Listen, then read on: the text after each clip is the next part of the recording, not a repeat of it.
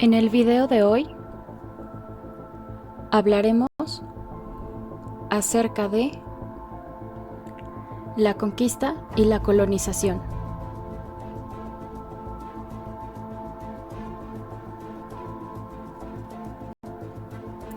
En primer lugar,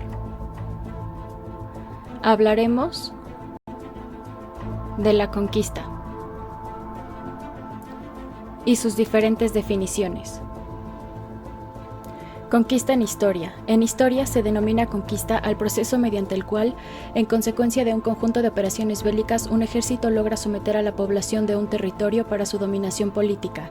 La historia está plagada de dinámicas de conquistas, dominaciones y resistencias, de luchas por obtener el control sobre una región o por repelerlo. Los romanos conquistaron buena parte de Europa, los musulmanes conquistaron una porción importante de la península ibérica, los europeos conquistaron América. Conquista militar. Se llama conquista militar aquella operación de guerra por medio de la cual el ejército de un país logra someter a las fuerzas militares de otro país con las armas. Fueron producto de conquistas militares la conquista normanda de Inglaterra, la conquista romana. Conquista de México. Se denomina conquista de México al conjunto de acciones bélicas, conspirativas y políticas encaminadas a someter el Estado azteca y destruir la resistencia de las poblaciones indígenas que habitaban en el territorio donde hoy en día se encuentra México. Estos acontecimientos se extendieron entre los años 1518 y 1521 y fueron liderados por Hernán Cortés.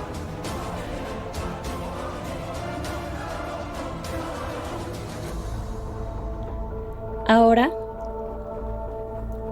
hablaremos de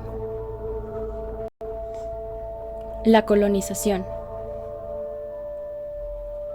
Definición técnica. La colonización es el proceso por el cual se funda una colonia. De ese modo, los habitantes de un país se asientan en otro, principalmente por motivaciones económicas. En otras palabras, la colonización es la acción de establecerse en un territorio extranjero, esto usualmente mediante la fuerza o amenaza militar. Debemos tomar en cuenta que la colonización ha sido efectuada sobre todo por países considerados potencia sobre otros menos desarrollados. Sin embargo, una colonización también es la ocupación de un territorio deshabitado o donde los pobladores no ponen resistencia.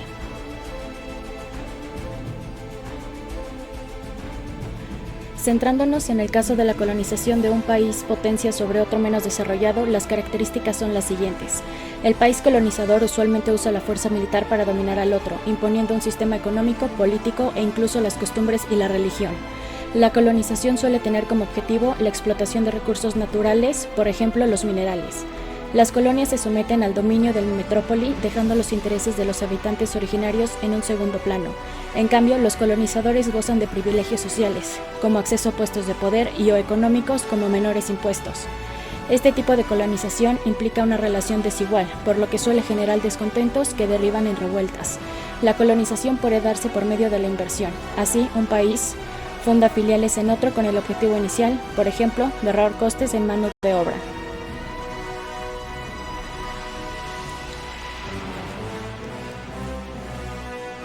Nuestro siguiente tema es la división social en la Nueva España. Puntos a recordar. La organización social de la Nueva España estuvo condicionada al origen racial y geográfico más que al económico. Los españoles peninsulares, los criollos y los mestizos, hijos de españoles e indígenas, representaban a los tres grupos sociales más importantes de la Nueva España. Nacen las castas de la Nueva España al mezclarse racialmente el español con el indígena, el mestizo con el español o el español con el negro y muchas más mezclas raciales posibles. Castas de la Nueva España. De la mezcla inicial de españoles, indígenas y negros siguieron muchas otras que, de acuerdo con la pureza racial, se clasificaron con distintos nombres y se les dio el nombre genérico de castas. Estas castas fueron los estratos más bajos de la organización social de la Nueva España y se tiene registro de cerca de 53 grupos dentro de este orden racial. Relacionado a las características de los grupos sociales de la Nueva España. Españoles peninsulares. Este grupo fue el principal beneficiario de toda la riqueza obtenida en la explotación minera, agrícola, ganadera y de otros negocios en el virreinato de la Nueva España, además de colocarse en las mejores posiciones en los oficios o profesiones de la época. Fueron burócratas, obispos de la iglesia o importantes jefes militares.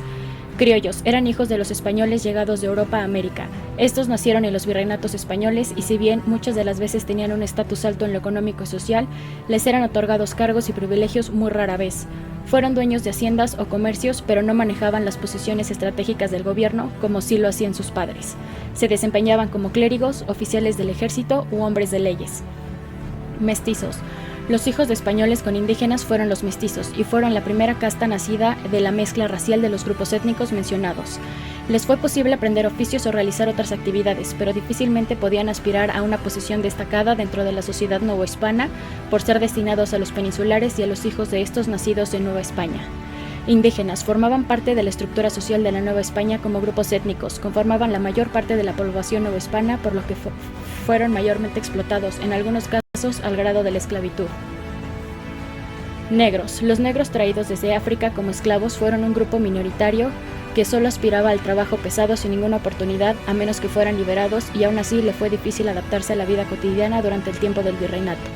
Asiáticos. Al establecerse las relaciones transpacíficas entre Nueva España y Asia, varios habitantes de origen asiático se desplazaron a la Nueva España a bordo del galeón de Manila.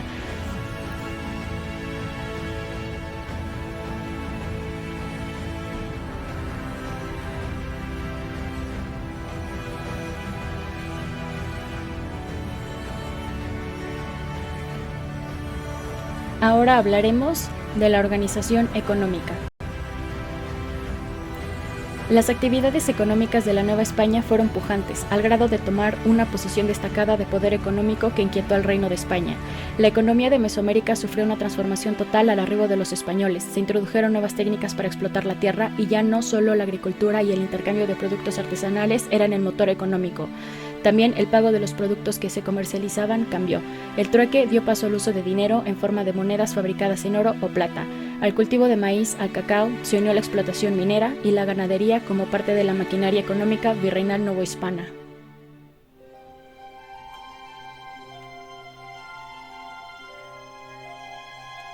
Finalmente, hablaremos de la educación y religión en la Nueva España.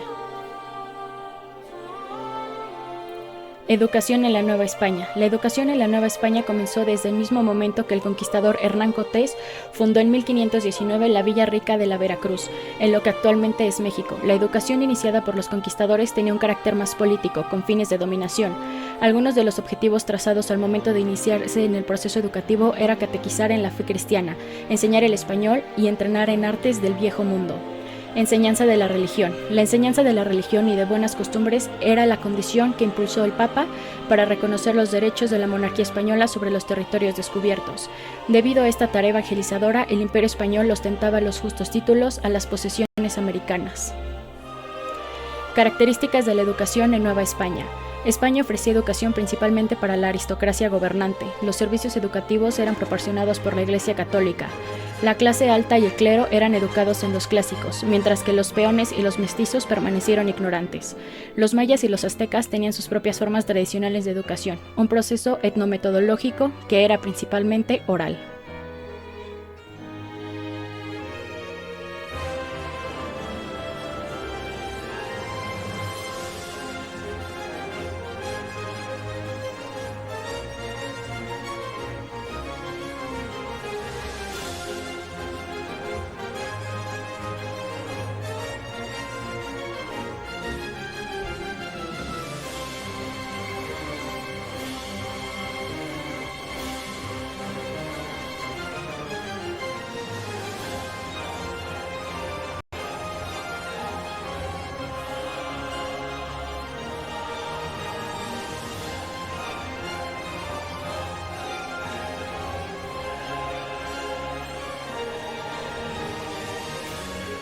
Síguenos en nuestras redes.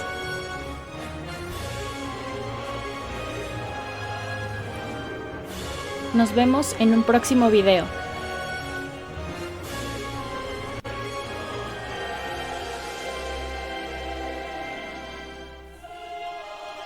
Alcance. Universidad sin límites.